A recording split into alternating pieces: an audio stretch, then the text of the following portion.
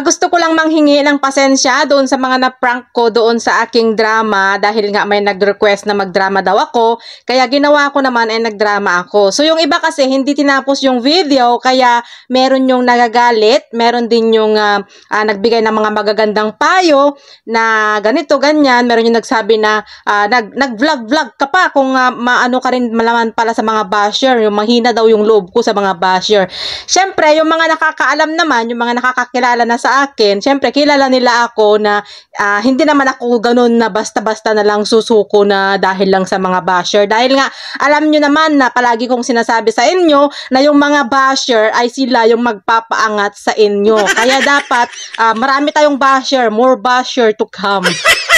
Pero yung mga hindi tinapos yung video, yun, nagpayo na sila na kaya mo yan, laban lang, wag mo silang pansinin, tuloy lang.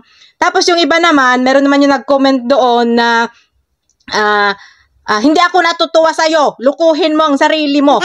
Ganun ba? Tapos meron pa yung nakalimutan ko. Basta kasi lahat yung mga comment nyo doon guys, binasa ko ba? Kasi ako talaga, nagbabasa ako lahat ng comment. Kaso nga lang, hindi ko talaga kayo ma-replyan lahat dahil nga umiiwas lang din naman ako sa restriction. Alam nyo naman si Lolo Meta na masobrahan mo lang yung kasipagan mo, bibigyan ka na ng restriction. Kaya kailangan natin na mag-ingat din sa pagko-comment natin. Huwag yung basta sunod-sunod lang.